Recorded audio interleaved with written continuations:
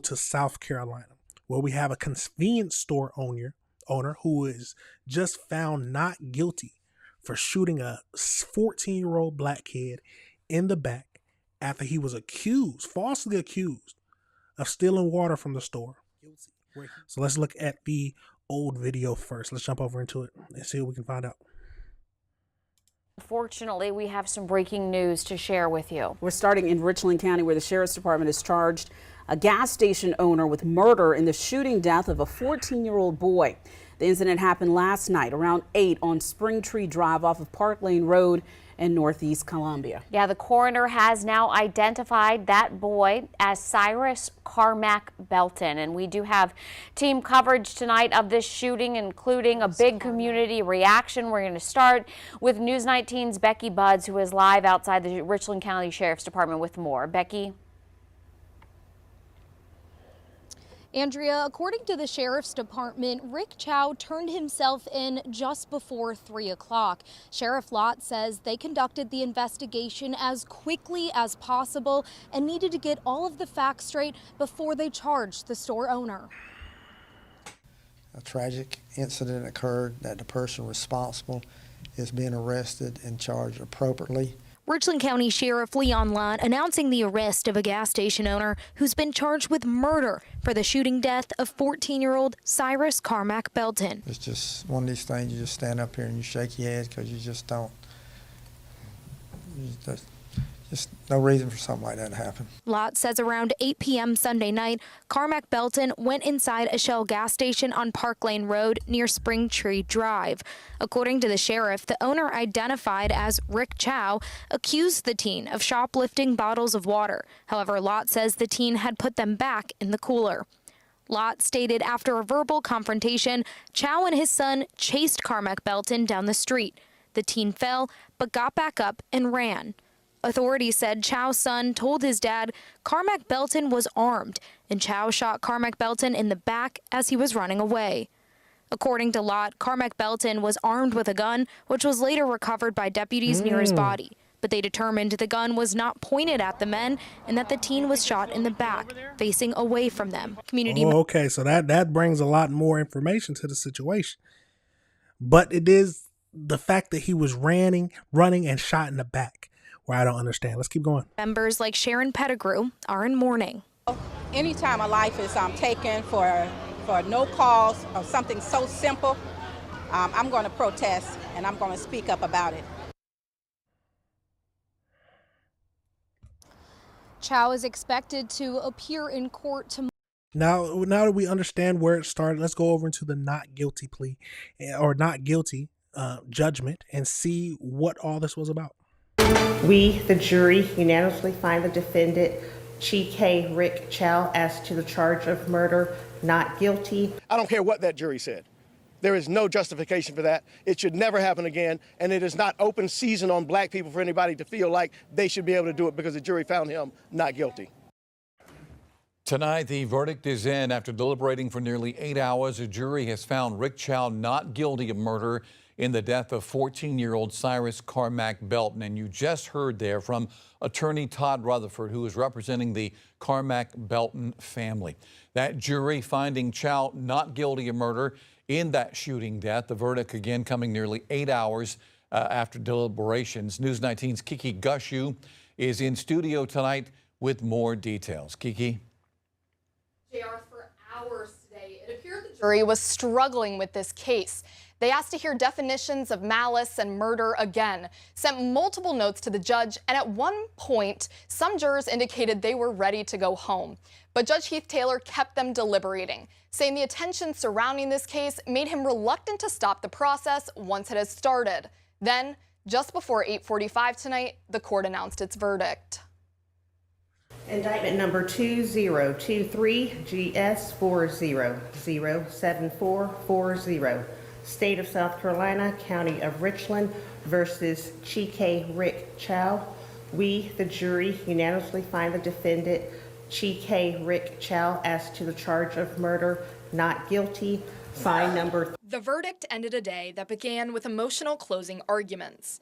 Prosecutors argued Cyrus Carmack Belton was a frightened child running for his life. He died scared. He died bleeding to death. Rick Chow's face being the last one he saw. He died surrounded by strangers. The defense told jurors the state was ignoring what attorney Sean Kent called the rest of the story. He argued this case was not about a stolen bottle of water, but about a father trying to protect his son. They made you think the great Rick Chow, this evil human being over here, killed a man over $1. And that is disgusting, that is awful, that is abhorrent, but that's not what happened. After the verdict, family attorney Todd Rutherford said the family was devastated. There is no way that a child who did nothing wrong, who is shot in his back, how that jury can justify that verdict. I've been practicing law for almost 30 years. I've never seen anything like this.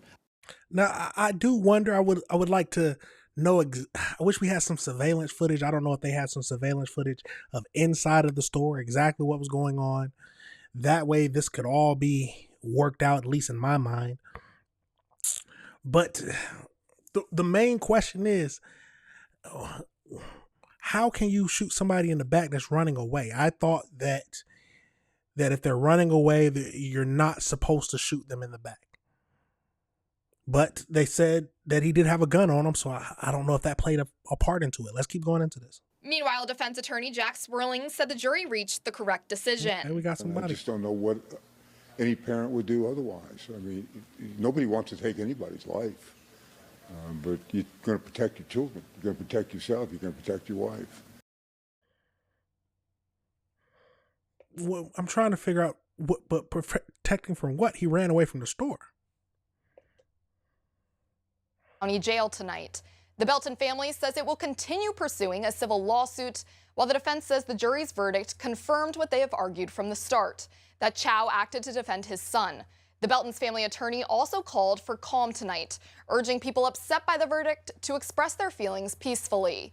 Live in studio, Kiki Gashu, News 19, WLTF. Now let's get over into the AI breakdown because I am confused. I mean, but you are innocent until proven guilty, and he was proven not guilty. So let's get over into the AI breakdown just to see if we can find out anything else that'll help me bring to understanding or help you as well. Let's get into it. So as we know, on June 1st, 2026, a South Carolina jury found the former convenience store owner not guilty of murder in the 2023 shooting of the 14-year-old. The shooting occurred on May 28, 2023 near a gas station. Chow and his son, Andy, falsely accused him of shoplifting 4 bottles of water. Surveillance video proved that the teen put the bottles back in the cooler and did not steal anything. All right. Following a verbal argument, he fled the store. Chow and his son armed themselves and chased the teen for more than 130 yards off the property. During the chase, the teenager fell. Andy Chow alerted his father that the boy had a gun. Then Chow fired a single shot into his back, which pierced his heart and killed him.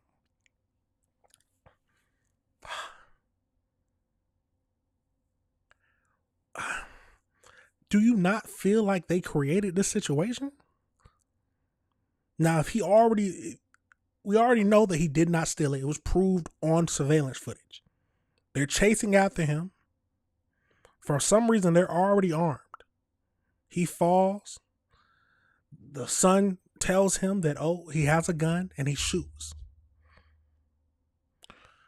I don't know if he convinced them that he turned around and was aiming the gun at them. But you have to remember, y'all, you have to be sure without a reasonable doubt. No, the only people there who are alive to tell about it is the son and the owner. So how can we know for sure? At least that's what I'm thinking, that I'm trying to bring some sense into what the jury was thinking. But how can we be sure that he didn't point the gun at them? But it still sounds crazy to me. But you shot him in the back. So the defense attorney argued that he acted in defense of his son. He testified that the teenager pointed a loaded 9mm semi-automatic pistol at him during the pursuit. Richland County prosecutors argued that he was running away and posing no threat when he was shot in the back.